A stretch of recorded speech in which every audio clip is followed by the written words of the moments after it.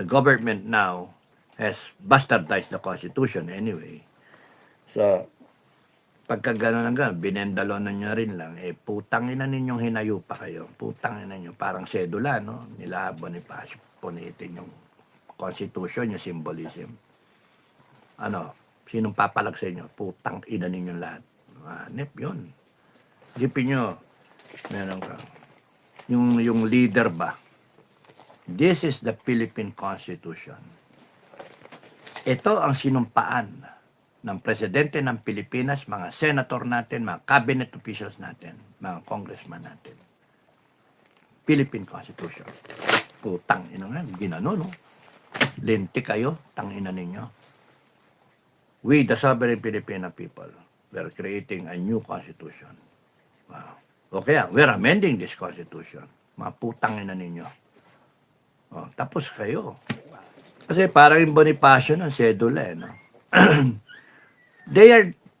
We have a constitution they swore an oath to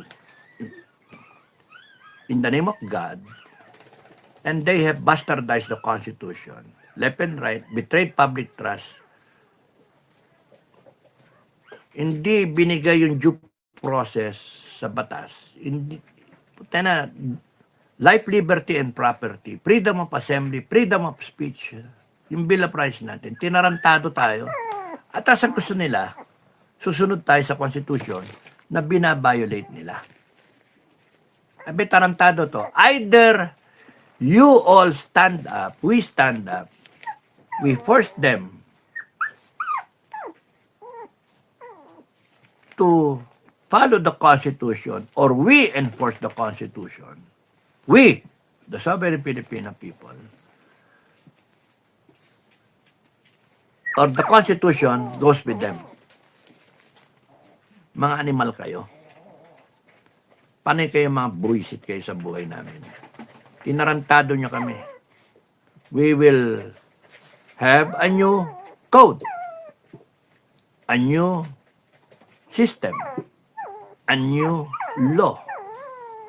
Sangayon sa gusto namin. Kaya tinatanong ko kayo mga kababayan, ano pa talaga gusto natin? We want a better Philippines. Okay. Medyo vague. We want a better Philippines. So, how are we gonna do it? We need a constitution. Do we adopt this constitution or we amend the constitution? Anong babago natin sa constitution? But we have to settle first. Do we reboot? Do we reboot? Because part of the rebooting is the Constitution. Nakalagay kasi dyan yung party list eh. Nakalagay dyan yung Congress eh. Nakalagay dyan lahat eh. Nakalagay dyan yung setup. Now, is there, yung iba dyan sasabihin, no, you cannot change that, blah, blah, blah. Putang ina. Hindi nga ako nag-ano eh. Tinatanong ko nga ang taong bayan. Ang tanong ko kayo, ano ba gusto niyo mangyari sa Pilipinas? We have tried 40 years. There was a 1973 Constitution. Binago yung 1935, ginawa 1972, 73 Constitution. Then it was amended, it was changed to a 1987 Constitution. Hindi nag-work. Hindi nag-work. Why? It's not because of this piece of paper. This piece of paper is all about the people implementing the Constitution. Kaya nga, something's wrong. Kahit ilang palit kayo ng Constitution, babagsak at babagsak pa rin tayo sa rally, sa gera, sa galit na galit pa rin tayo sa paghihirap. Kasi nga, ang problema, hindi yung Constitution. Ang problema is yung mga tao na sumusumpa na implement yung Constitution, no matter how flawed, pero at least you have a working equation that was designed with the clear intent para sa bansa natin to, para sa Pilipinas yung Constitution natin. Ginagago eh. Bendalo mga ungas eh. Putang ina, ginajustify pa nila. Tuwan-tuwa pa sila, bendalo. May sovereignty. Susuko mo sa ICC yung lintik na yan. May korte naman tayo. Anak ng toko, ayan. Oh, nakalagay sa konstitusyon natin, we renounce war as an instrument of foreign policy. Tapos lalaban ng AFP ng 30 days. Magkipaggirian sa WPS. Anak ng toko, ayan. War is not an option.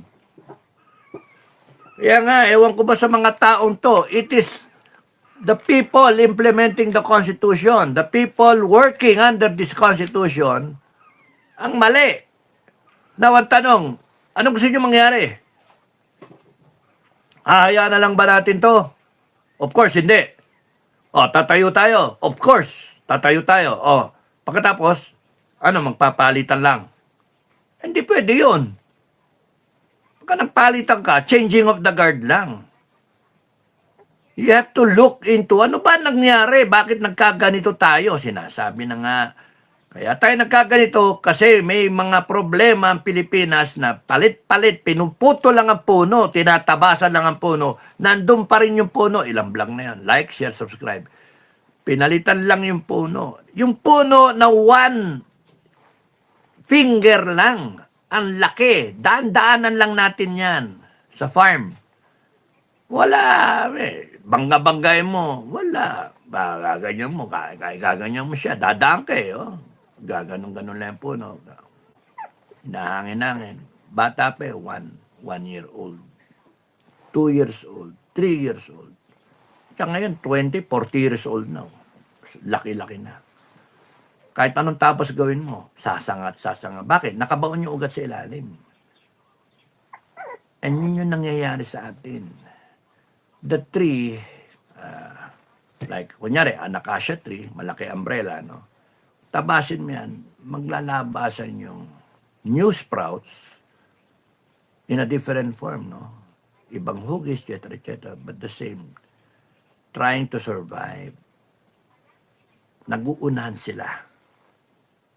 One trying to be the dominant stem para susunod yung iba. Makukublihan na niya yung kukuhanin niya lahat ng nutrients. Yun yung nangyari sa atin. Naglagay tayo ng mga pinuno na tinarantado tayo.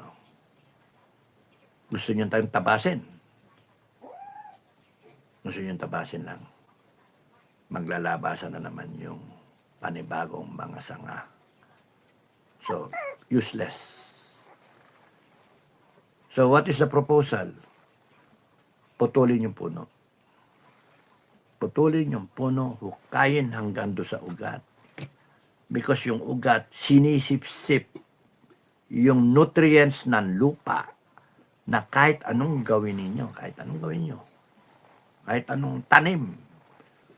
Nag-ambisyon pa tayong gaganda ang buhay natin, hindi gaganda ang buhay natin. Kasi may sumisip-sip ng magandang pataba, yung nutrients ng lupa. Kahit ilang sako pa ilagay ng fertilizer dyan, payat ko pa rin. Naghihirap ka pa rin. Umiiyak pa rin kayo. Anemic kayo. Why? Because the tree has grown into something halimaw. Now, it is shading us. Yung araw mismo, kabig niya lahat yung init ng araw. Ibig sabihin, kabig niya lahat ng blessings. Blessings na dapat yung araw, yung sikat ng araw, nasa atin lahat sa lupa, sa Pilipinas na lupa. Anak ng tokwa, tinakpan. Siya lang ang nakaganyan. At putsang, ang siba pa, namumulaklak pa at nagpo-produce pa ng mga bunga at mga buto na siyang magpo-propel na ganyan, self-propagation, tutubo rin. Ang dami na akasya. Ang dami na. Kung mahogi na yan o akasya yan, ipil-ipil yan. You can just see how they are able to survive unattended. And that's what has been going on. Mula 1946 when we got independence and we were ruled by fellow Filipinos, garapalan. At yung nagtatabas-tabas tayo na sanga every 3 years in election time, it only created more stems trying to be dominant. That's why you have a congressman, a senator, cabinet member, a president, who are all trying to get something out of the big pie ng national treasury. Puputulin na naman natin yan, 2028. Hanggang di nyo naintindihan, mga kababayan, yung core problem, walang mangyayari sa atin.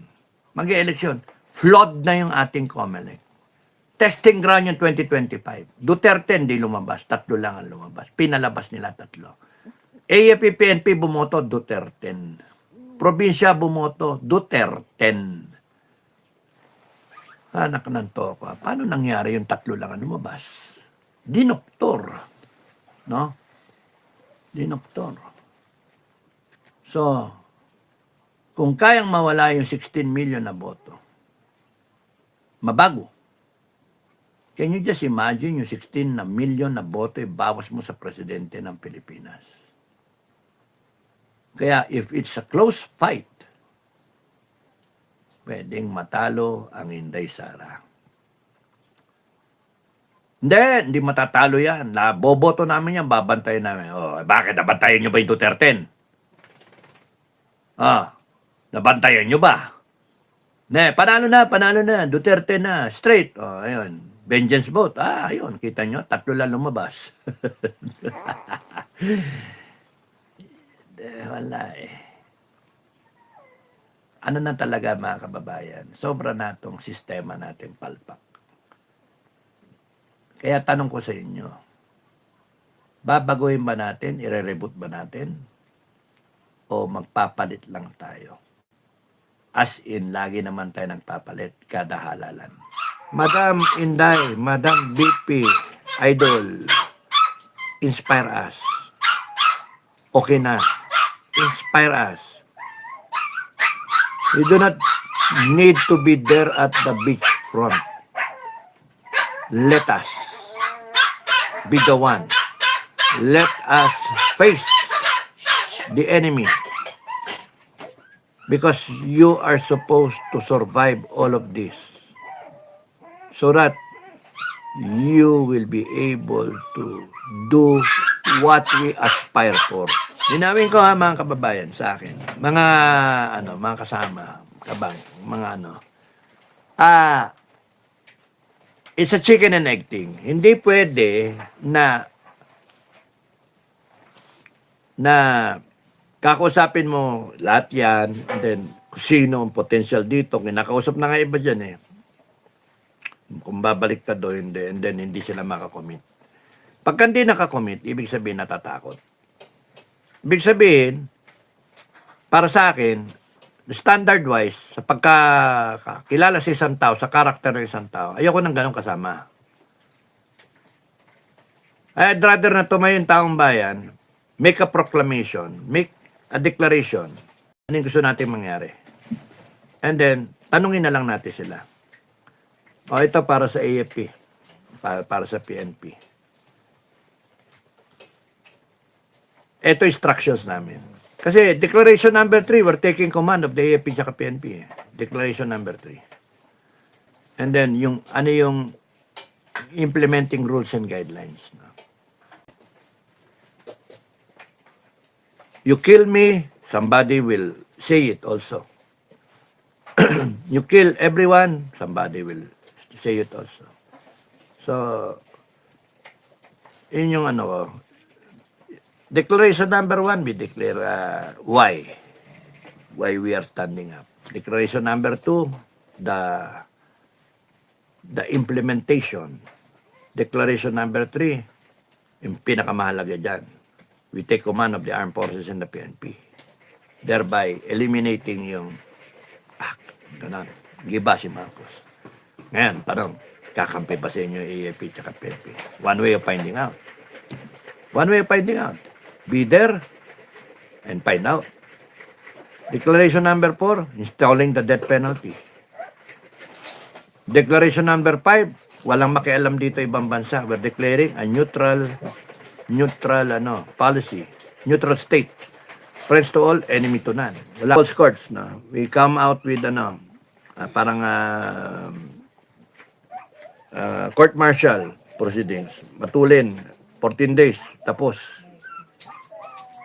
Majority, unanimous boto. Kunyari, 5 o 6, basta unanimous, patay, death row na siya. Tapos nun, pwede yung pagpiesta ng taong bayan for public viewing, for public, for public reckoning. No, hanip yun. Parang appetizer. Dala kayo, yung mga karayong batya, tusok-tusok din yan, no. Sarap nun, 1 milyon na tusok. Sakit nun, Pati kung yung karayom ninyo, simulan nyo na magkaroon kay karayom na kalawangin ba? Ang sa akin, hindi sa gusto ko siya ma-impeach. It is safer for her to assume, if we assume, she will get impeached. Kahit not guilty yan, to puwerse na guilty yan. Kasi nga yan yung kalaban ng administration eh. Gusto nilang mawala yan. Kaya mailagay nila yung gusto nila. Para tuloy-tuloy sila. Eh, hindi tayo papayag.